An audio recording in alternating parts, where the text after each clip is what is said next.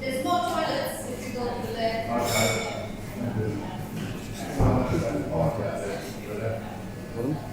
Magic, he knows what it's about. Let's just go in. Go back to the other side. It's on that. It's on that. Yeah.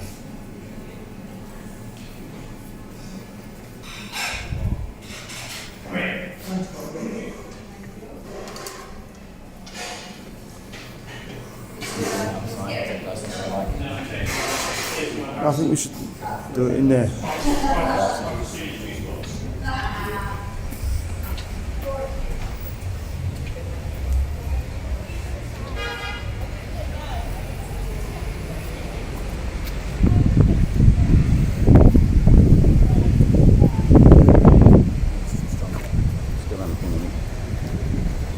Let's just go back in there.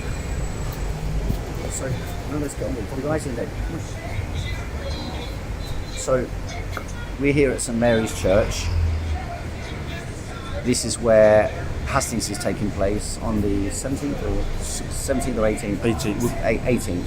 18th.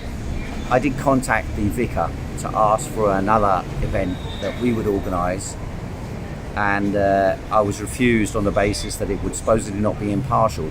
Now, what we're planning to do, as I mentioned, was in the previous video, was to organise debates in public buildings where we're entitled to hold democratic debates in advance of the election. Now, these debates can either be from one party, or they can be different parties discussing, or they can be all the parties, non-selective hustings.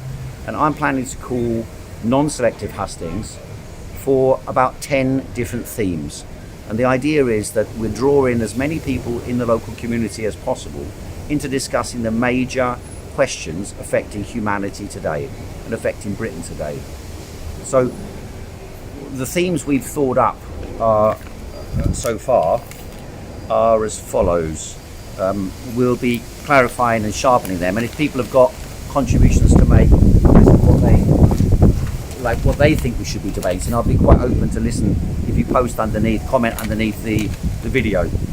So our proposal at the moment is that we hold a series of debates and public meetings in which all the candidates are given equal time, but where we focus on specific subjects at each separate event. Because what happens at the moment is you have candidates in a local area who basically drop a leaflet through the door.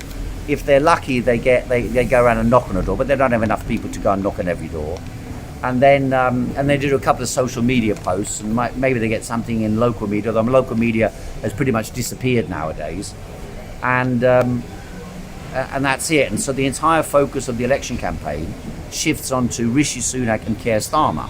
Or, at the moment, it seems that despite the fact that Reform UK has not got a single member of Parliament, they seem to be elevating, somebody seems to be very keen on elevating Nigel Farage into a central position in the election debate, even though George Galloway doesn't get a mention, not even in the betting odds, by the way. Even in the betting odds, there's no mention of George Galloway, even though they could be making money out of people if Galloway loses X, Y, and Z on a national basis. But in any case, they've ignored that, and they've prevented us from participating in any debates. And so the only debates that you can genuinely have, which involve the local people in deciding who their candidate is in public buildings, which the government by law provides to you to hold these debates. At the moment, as you know, I had obstruction to getting these public buildings. I've had to push really hard. I spent 3 days of the election campaign just trying to secure the buildings. Now, I still haven't managed to do it and all. In most of them, I've had to basically look on the website, because the law says if the building is normally for rent, if it's normally for hire, then you have the right to use that building for free.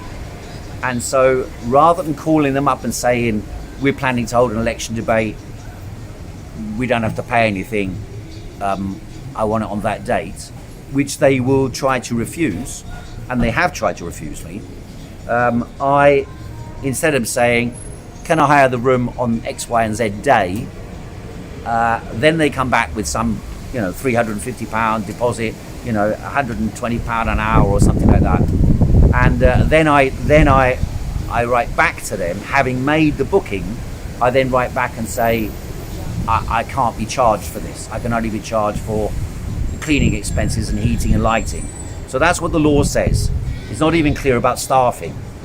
So this is an area of the law that basically it would have emerged from the tradition in Britain during the 1950s, 60s, 70s, and even into the 80s, where you would have had large-scale participation by the public going to meetings to attend the discussion in a local area and hammering out the issues and debates in the local area. So you would have had this as a long type tradition, like public speaking on the street. I mean, that was also a tradition in elections, that people would stand up speaker's corner style and talk on the street to the public and argue their case, even have debates with other candidates in that way.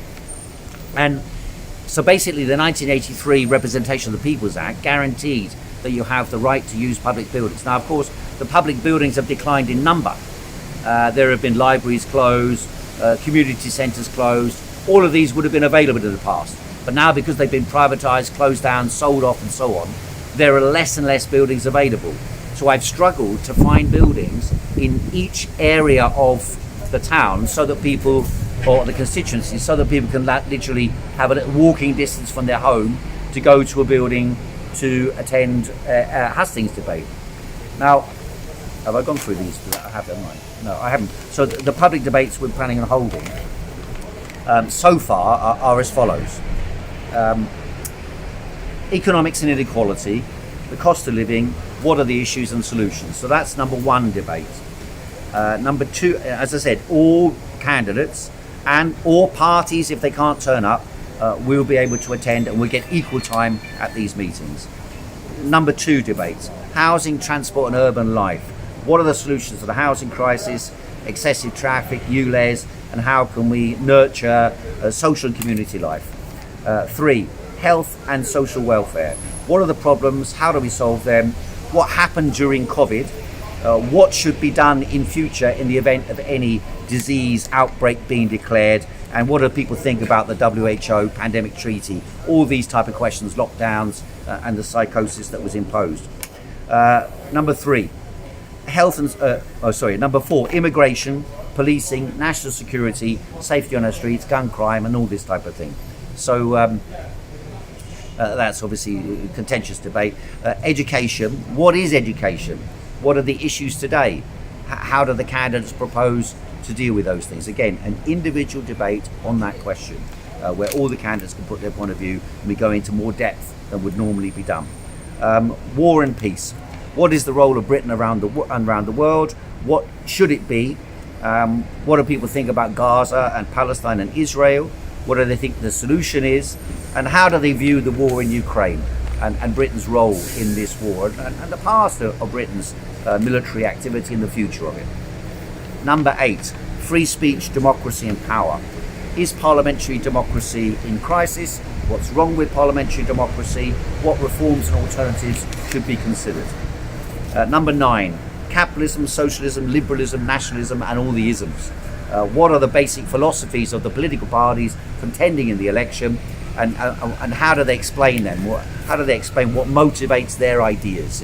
What's the theory behind their ideas? So that's a discussion for them. And then the final one we've got here is technology, artificial intelligence, digital life, and the future of humanity. So broad themes, Elon Musk-esque, or ChatGPT-esque, or the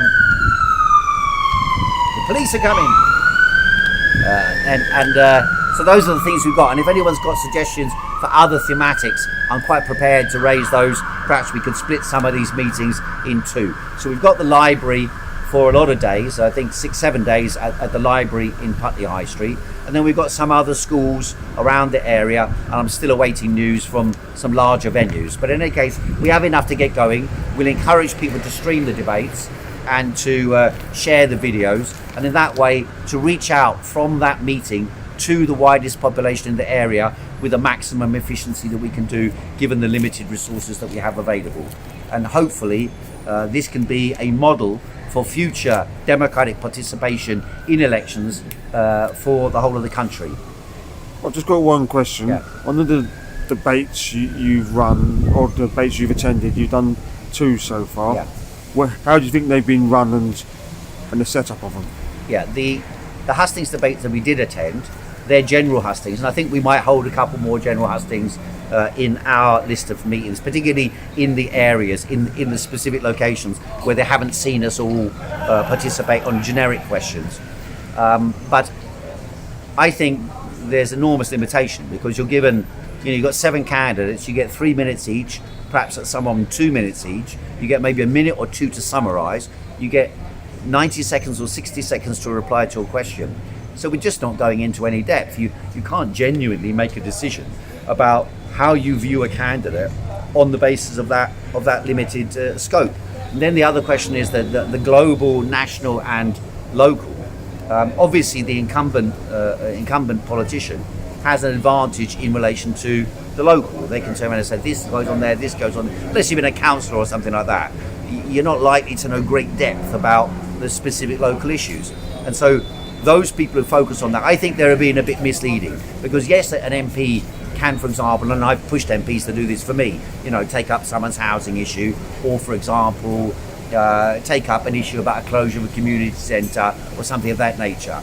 But fundamentally, the MP only has a sort of a bit of moral authority and a bit of contact with the establishment. So if an MP writes to the Lord Chief Justice, the Lord Chief Justice has to reply. Or if an MP writes to the Prime Minister has to reply. And so in that way, they can take up the cases of individuals. But in actual fact,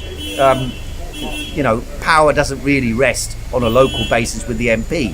The MP has to deal with global issues, with the national issues, with the citywide issues, and also with the local.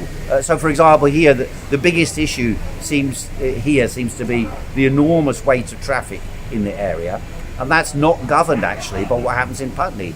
It's all about Hammersmith Bridge, and Hammersmith Bridge has been closed for 6-7 years, I think it is, and nothing's been done, and that's to do with the Hammersmith Council. And so, although the MP has campaigned about it, they could do nothing about it.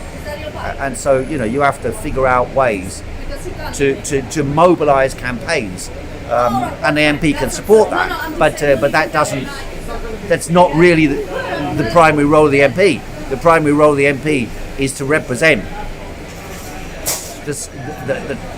at a national and global level what's happening. And by the way, and I put it to them like this at the meeting when they raised this question, they talk about, let's say, housing. Well, the rent levels are central to housing. Council housing is central to housing. House building is central. These are national policies.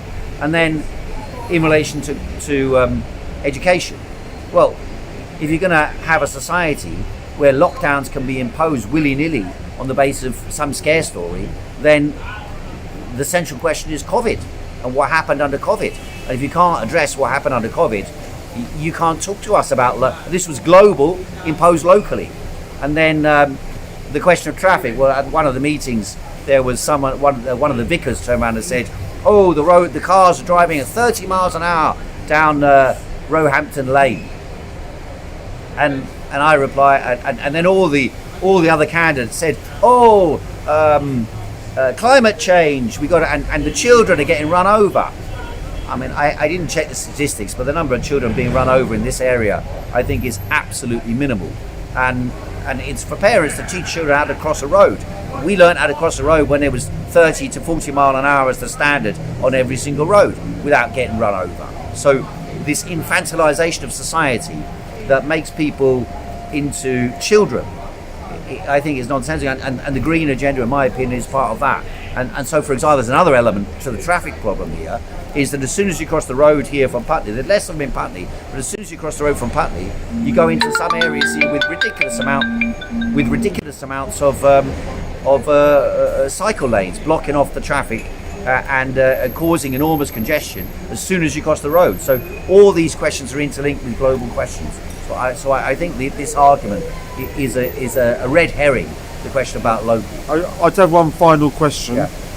You've been trying to organise all these hustings in your schools. Do you think that's an attack on you, to stop you, or they just not it's sure? It's not an attack. It's more serious than that. Because why are they stopping you? It's the undermining of. It's not about stopping me. Yeah. It's the basic structural undermining of democracy. Democracy in a local area should be widespread participation, at least during election time.